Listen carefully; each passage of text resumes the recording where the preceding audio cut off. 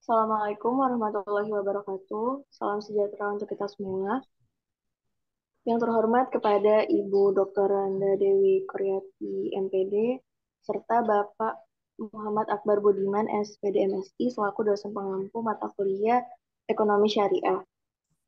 Izin memperkenalkan diri, saya Febriani Saputri selaku moderator yang akan memimpin presentasi hari ini yang berjudul Produk Perbankan Syariah di Bidang Jasa, yang akan disajikan oleh kelompok 8. Terdapat anggotanya Amanda Febriani, Dian Soleha, Adinda, Imam Luki, Nacita Rahmania, dan Waldi Wiranata.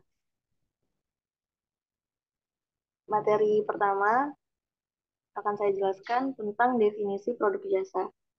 Produk jasa dalam Islam ialah sesuatu yang dihasilkan oleh proses produksi yang baik, bermanfaat, dapat dikonsumsi, berdaya guna, dan dapat menghasilkan perbaikan material, moral, dan spiritual bagi konsumen. Sesuatu yang tidak berdaya guna dilarang dalam Islam merupakan pengertian produk dalam Islam. Barang dan ekonomi konvensional adalah barang yang dapat dipertukarkan. Tetapi barang dalam ekonomi Islam adalah barang yang dapat dipertukarkan dan juga berdaya guna secara moral. Kedua, produk perbankan syariah. Produk dan jasa perbankan syariah merupakan penghimpunan dana di bank syariah berupa berbentuk giro, tabungan, dan deposito. Pada dasarnya, produk yang ditawarkan oleh perbankan syariah dibagi atas tiga bagian besar, yaitu pertama, produk penghimpunan dana atau funding, kedua, produk jasa atau servis, ketiga, produk penyaluran dana atau financing. Dan jenis-jenis produk perbankan syariah di bidang jasa itu terdapat beberapa produk yang dioperasikan atau diaplikasikan dalam kehidupan sosial ekonomi masyarakat. Berikut beberapa jenis produknya akan dijelaskan oleh rekan saya.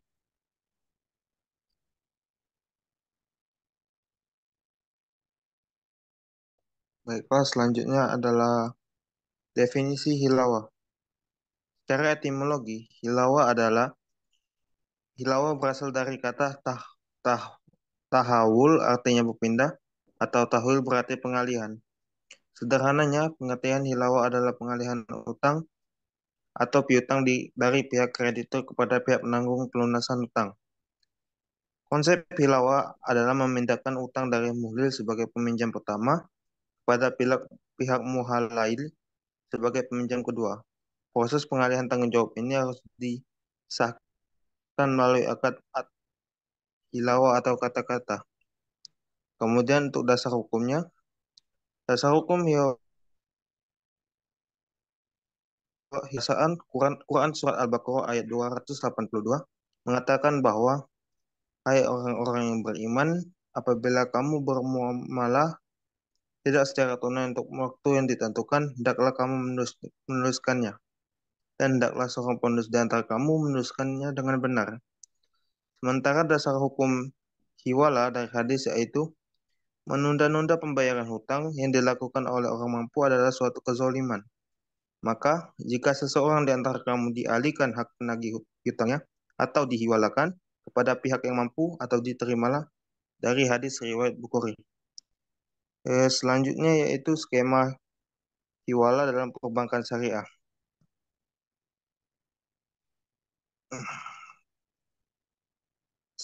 Skema hiwala dalam perbankan syariah terbagi dalam dua jenis yaitu al-muqayyadah dan al-muqtadalah.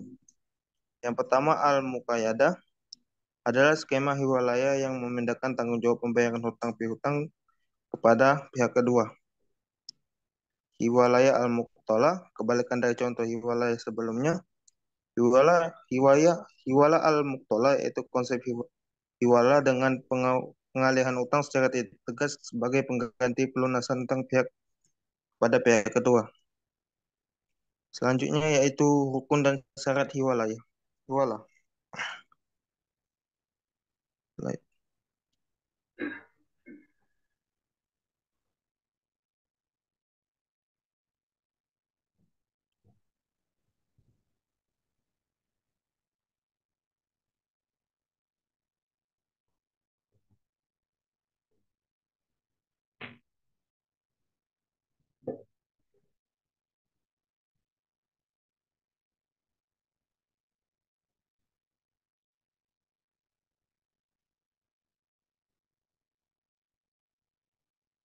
Rukun hiwala adalah rukun-rukun yang wajib dipenuhi sebelum akad hiwala terjadi.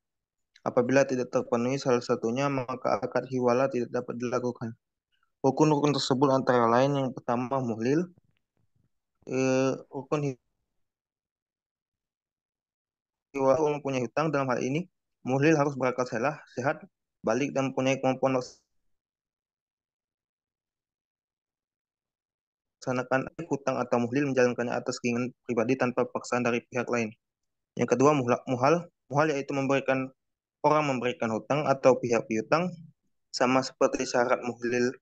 Pihak muhal harus mencapai usia balik, berakal sehat dan melaksanakan akad ini secara sukarela. Yang ketiga muhalai. Rukun hiwala ini yaitu sebagai orang pemilik hutang dan bertanggung jawab melunasi hutang pihak muhlil.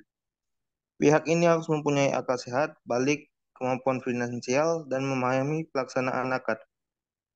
Keempat, hutang yang diakadkan. Dalam konsep hiwala, hutang merupakan bentuk pinjaman yang dilakukan oleh muhlil dan muhlal dari muhlal dan dinyatakan akan dilunasi oleh muhalai.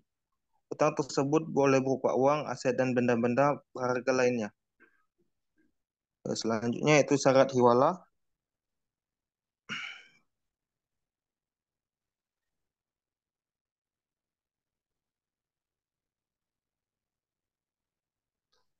Selain rukun hiwala, terdapat syarat hiwala yang harus dipersiapkan dalam menjalaninya.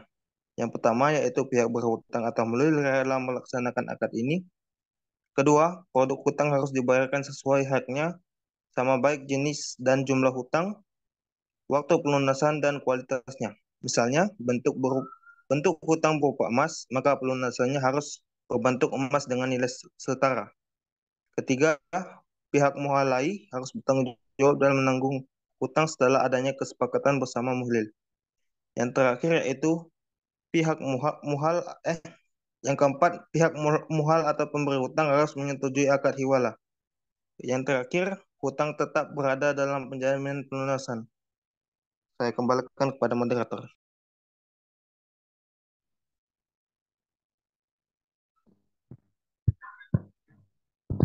Baik, materi selanjutnya tentang kafalah akan dijelaskan oleh rekan saya. Baik, terima kasih kepada moderator. Materi selanjutnya yaitu kafalah. Kafalah merupakan jaminan yang diberikan oleh penanggung atau kafil kepada pihak ketiga yang memenuhi kewajiban pihak kedua atau yang ditanggung. Menurut syariah, kafalah adalah suatu tindak penggabungan tanggungan orang yang menanggung dengan tanggungan penanggungan utama terkait tuntutan tanggungan dengan jiwa, hutang, barang, atau pekerjaan. Kafil adalah orang yang berkewajiban melakukan makful bihi atau yang ditanggung. Ia wajib seorang mubalik, berhak penuh untuk bertindak dalam urusan hartanya, rela dengan kafalah, sebab segala urusan hartanya berada di tangannya. Adapun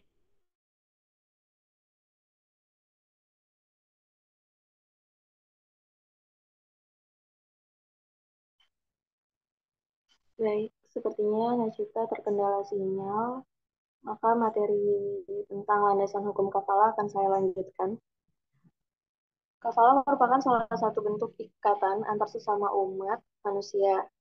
Telah disyariatkan baik dalam Al-Quran, Al-Hadis, dan ijma ulama. Penjelasan al-kafalah atau jaminan di dalam Al-Quran terdapat pada surat Yusuf ayat 72, yaitu artinya barang siapa yang dapat mengembalikannya piala raja, maka ia akan memperoleh bahan makanan seberat beban unta, dan aku yang menjamin terhadapnya.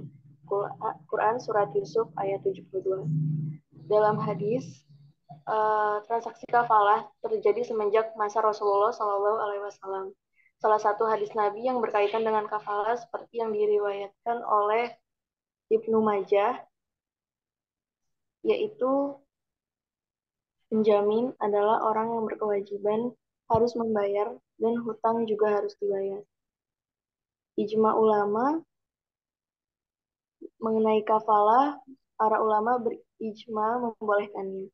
Orang-orang Islam pada masa nubuwah mempraktikkan hal ini, bahkan sampai saat ini tanpa adanya teguran dari seorang ulama pun. Lalu, sepertinya Nacita sudah Terhubung kembali, silakan dilanjutkan materinya tentang rukun dan syarat kafalah.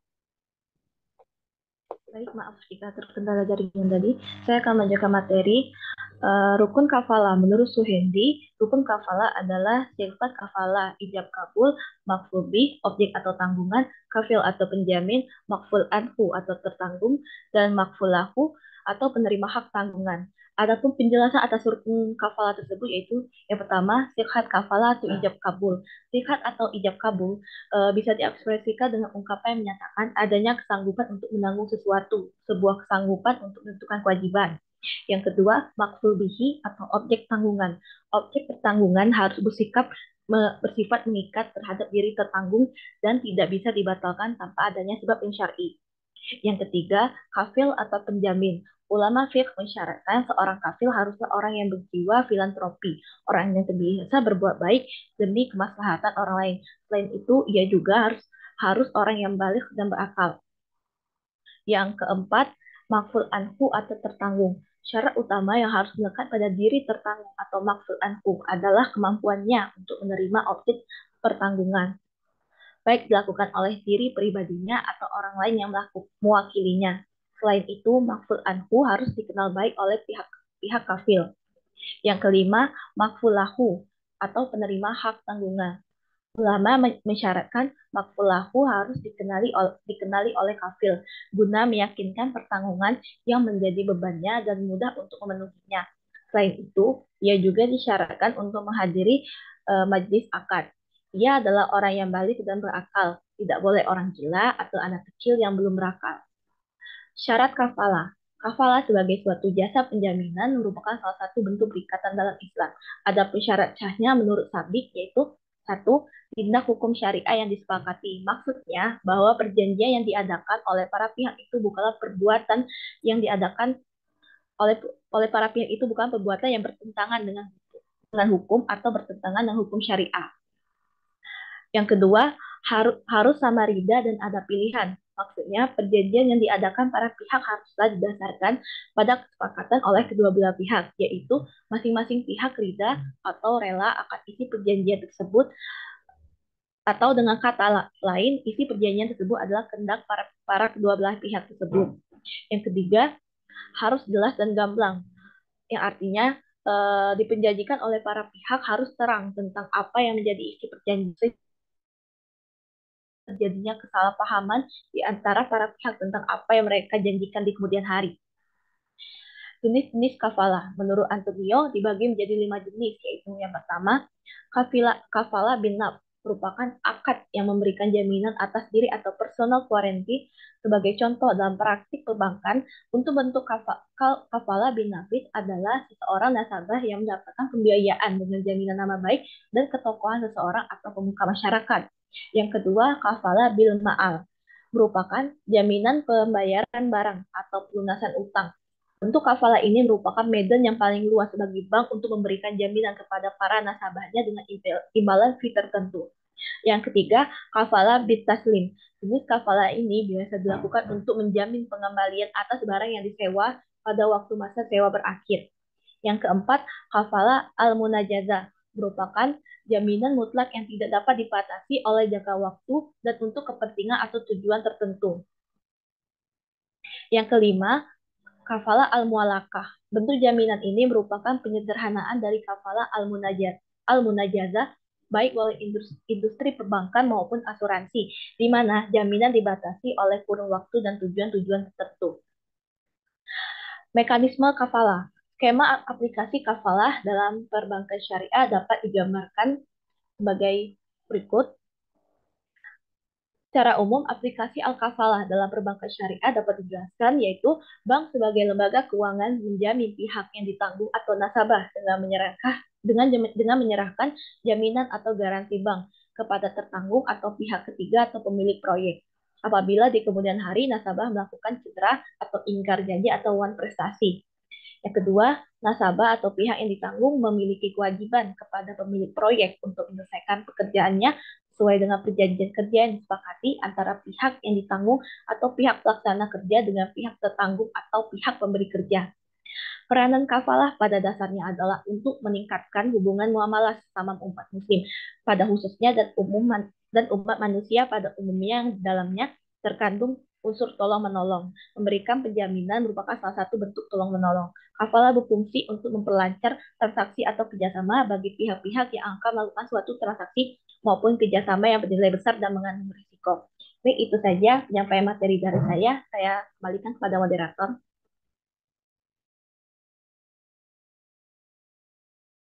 Terima kasih kepada saudari Najita. Materi selanjutnya tentang wakalah akan dijelaskan oleh pemateri selanjutnya. Pada rekan saya persilakan.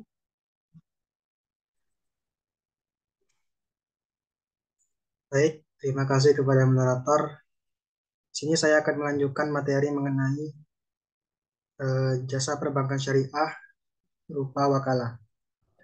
Wakalah berasal dari wazan wakala yakilu waklan, berarti menyerahkan atau mewakilkan urusan.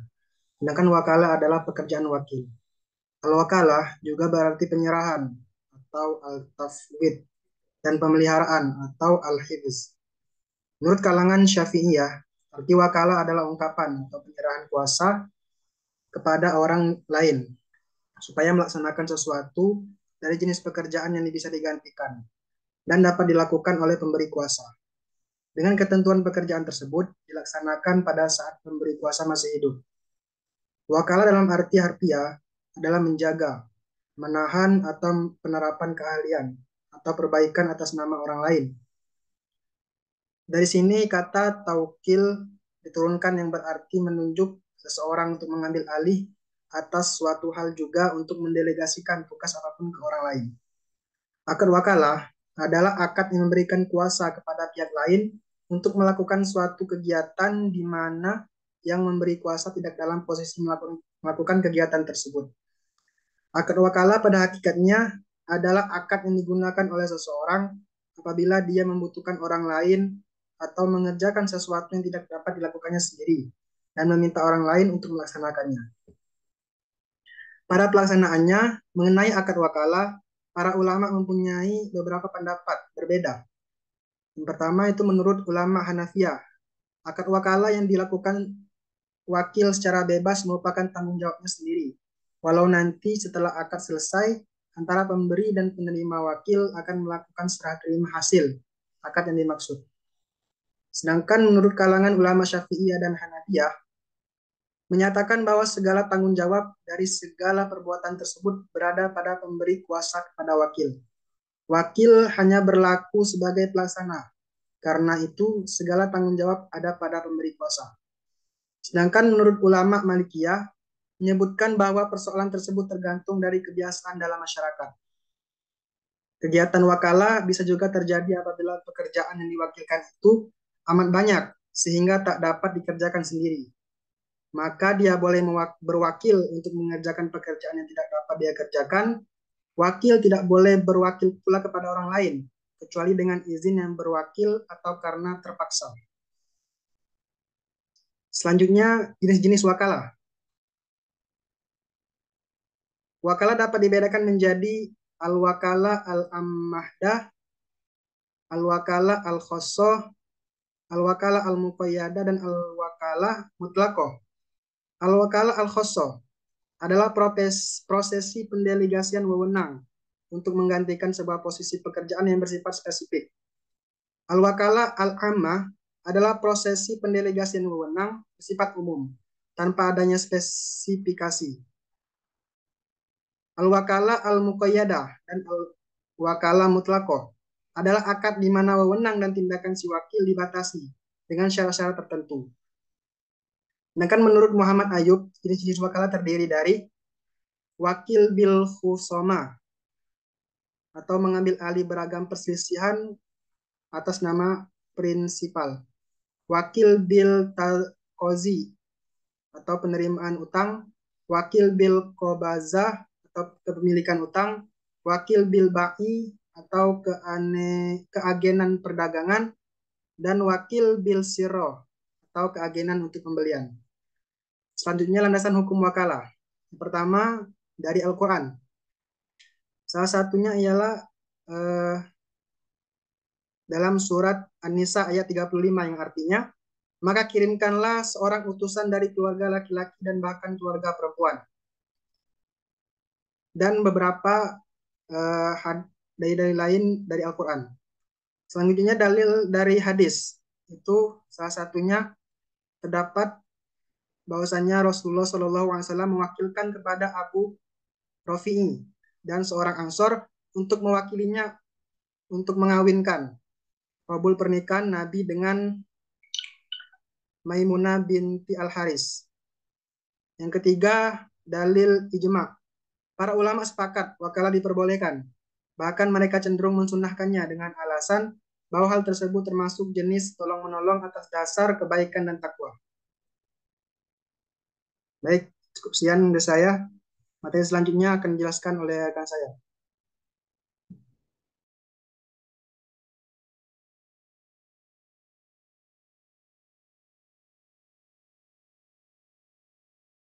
Baik, saya akan menjelaskan materi selanjutnya mengenai rukun dan syarat wakalah.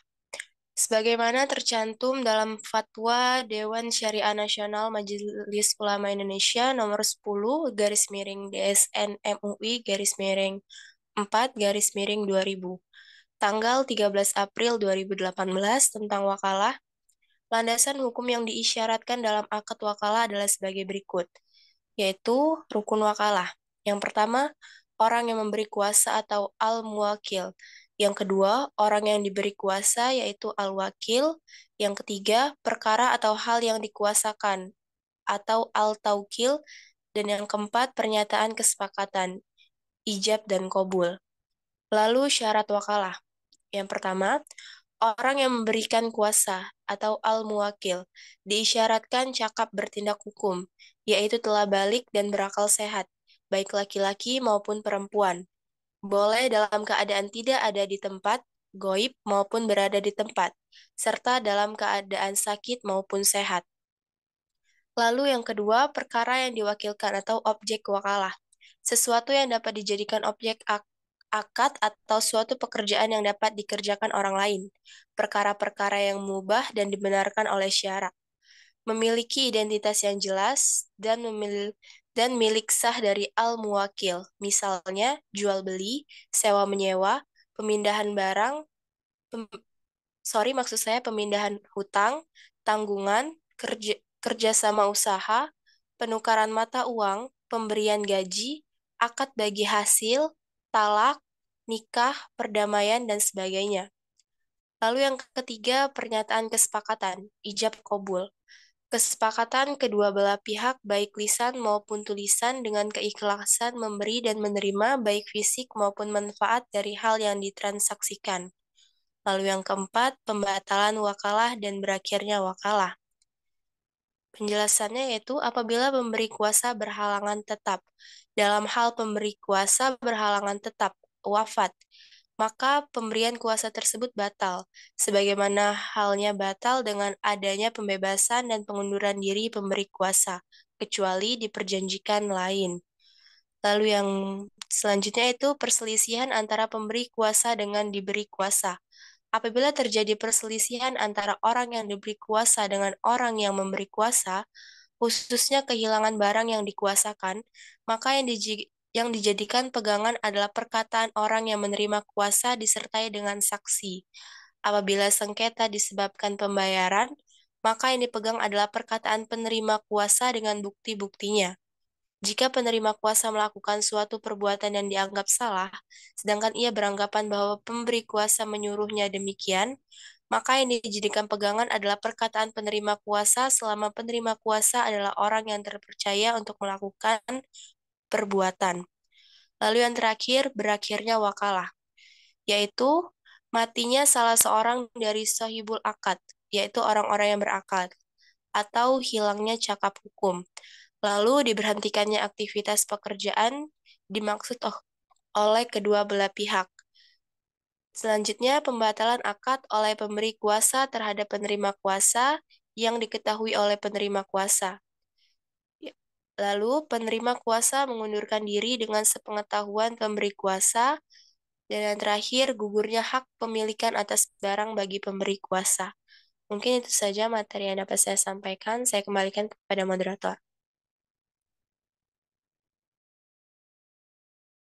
Baik, materi selanjutnya tentang selain gadai syariah akan dijelaskan oleh pemateri selanjutnya. Saya persilahkan. Baik, terima kasih kepada moderator.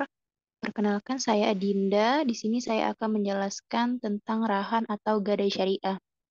Maksud dari rahan atau gadai syariah itu adalah menjadikan suatu benda yang mempunyai nilai harga atau nilai ekonomis milik nasabah atau yang disebut rahin sebagai jaminan atas utang atau pinjaman yang diterima, sehingga pihak yang menerima gadai atau yang disebut murtahin memperoleh jaminan atau kepercayaan untuk dapat mengambil kembali seluruh atau sebagian piutang bila pihak yang menggadaikan tidak dapat membayar utang pada waktu yang ditentukan. Istilah rahan ini berasal dari bahasa Arab yang berarti gadai, atau dikenal juga dengan istilah al-habsu. Secara etimologi, arahan artinya tetap dan lama, sedangkan al-habsu berarti penahanan terhadap suatu barang dengan hak sehingga dapat dijadikan sebagai pembayaran dari barang tersebut. Dengan demikian, makna gadai atau rahan dalam bahasa hukum perundang-undangan disebut sebagai barang jaminan, agunan, dan rungguhan. Menurut Syafi'i tahun 2000. Yang selanjutnya, landasan hukum gadai syariah atau rahan. Dasar atau landasan hukum gadai syariah ini terbagi menjadi 1, 2, 3. Yang pertama, Al-Quran.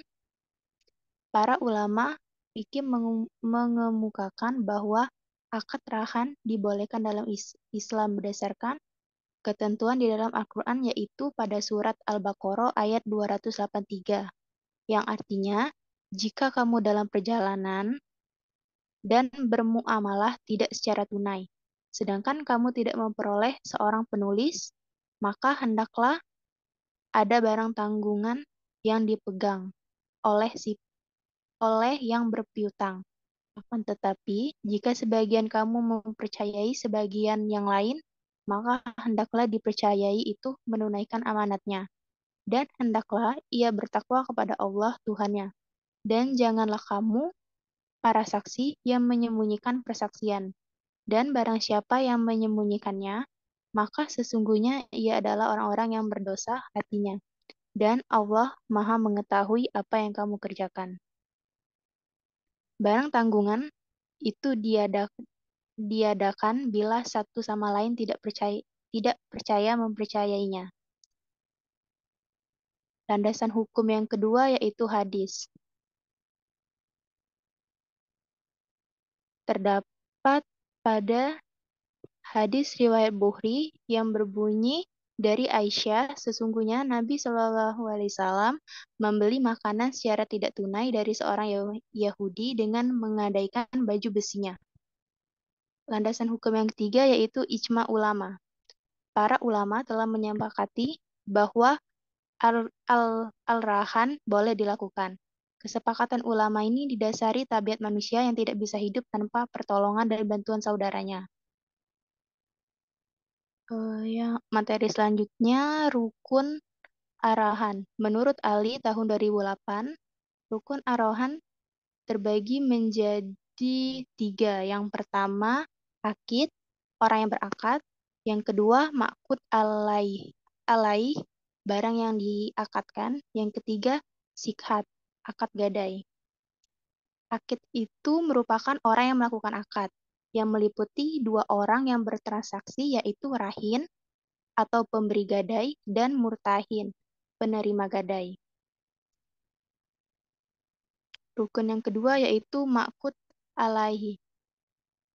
Ma'qud alaihi meliputi 2 hal, yaitu marhun atau barang yang digadaikan dan marhun bihi atau utang yang karenanya diadakan akad rahan.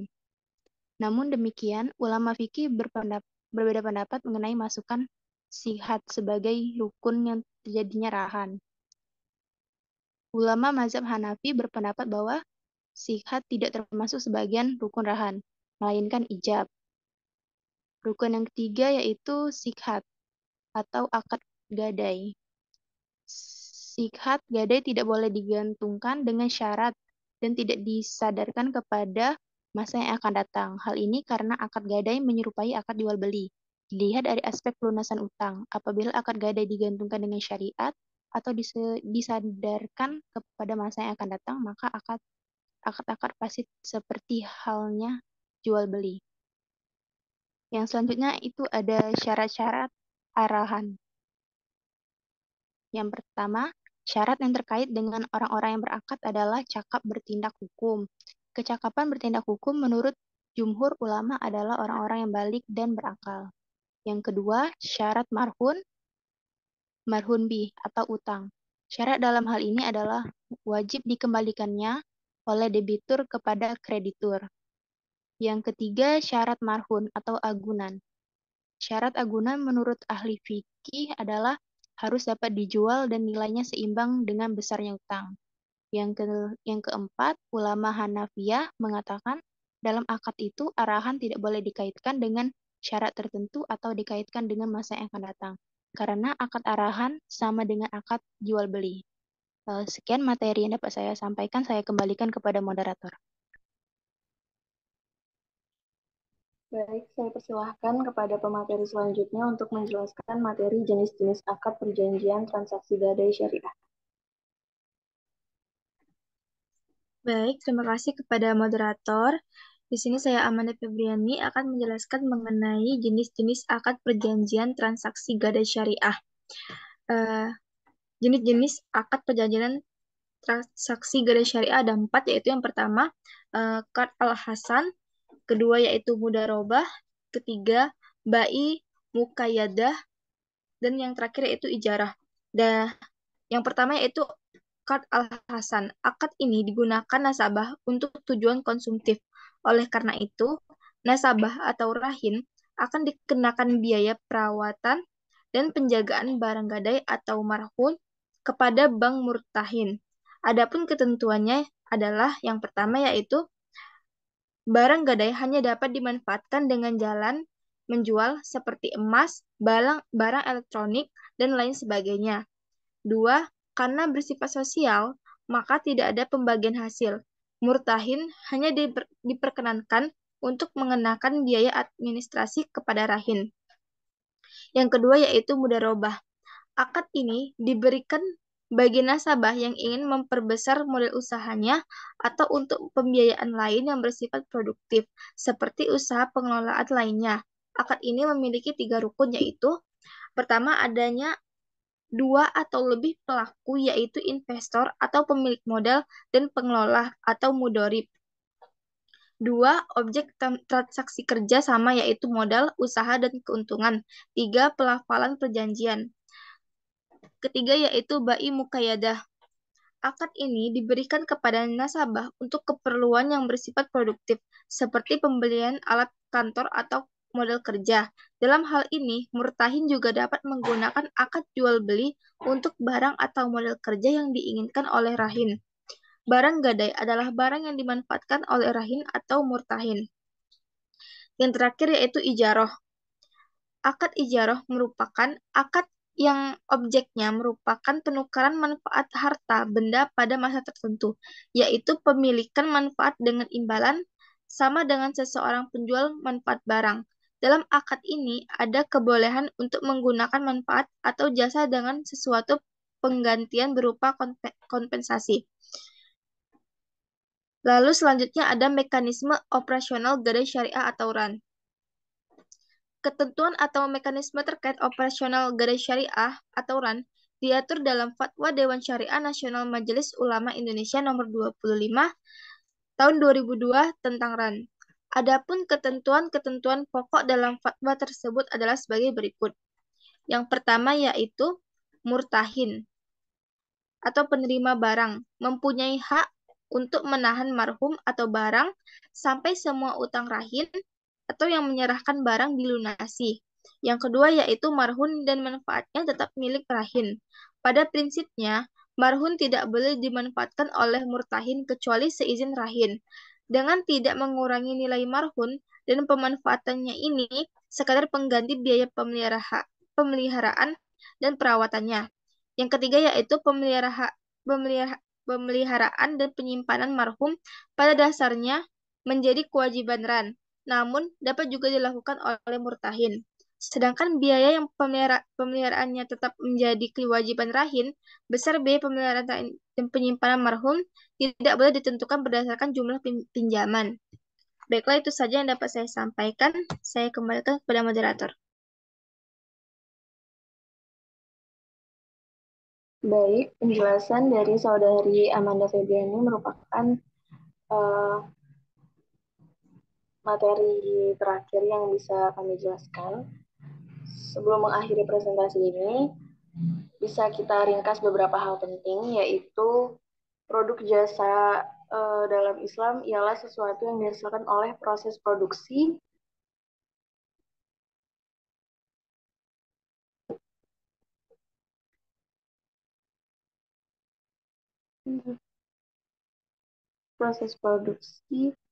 yang baik, bermanfaat, dapat dikonsumsi, berdaya guna, dan dapat menghasilkan perbaikan material, moral, dan spiritual bagi konsumen.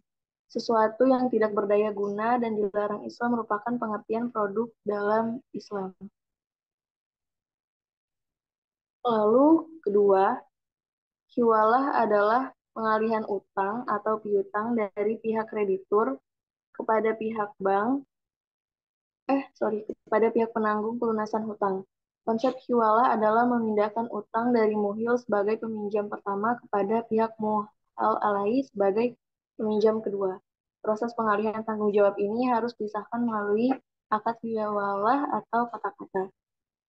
Ketiga, kafalah adalah jaminan yang diberikan oleh penanggung atau kafil kepada pihak ketiga dalam rangka memenuhi kewajiban dari pihak kedua atau yang ditanggung terkait tuntutan yang berhubungan dengan jiwa, utang, barang, atau pekerjaan apabila pihak yang ditanggung cedera janji atau puan prestasi di mana pemberi jaminan bertanggung jawab atas pembayaran kembali suatu hutang menjadi hak penerima jaminan. Keempat, wakalah merupakan satu akad yang menurut kaidah fikih muamalah diperbolehkan dan dibenarkan menurut syariat. Pengertian wakalah adalah perlindungan atau al-hafiz, pencukupan atau al-kifayah, tanggungan atau ad-dohama, dan pendelegasian atau al-tafwid. Yang terakhir, gadai syariah atau rahan adalah menjadikan barang yang mempunyai nilai harta atau nilai ekonomi sebagai jaminan hutang hingga pemilik barang yang bersangkutan boleh mengambil hutang. Sebelum saya akhiri, bagi teman-teman yang ingin bertanya atau memberikan kritik dan saran, bisa mengakses e-learning karena kami telah menyediakan forum diskusi untuk kalian yang ingin bertanya atau memberikan saran. Terima kasih atas perhatiannya. Mohon maaf bila ada kekurangan dari kelompok kami. Saya tutup. Wassalamualaikum warahmatullahi wabarakatuh. Waalaikumsalam. Waalaikumsalam warahmatullahi wabarakatuh.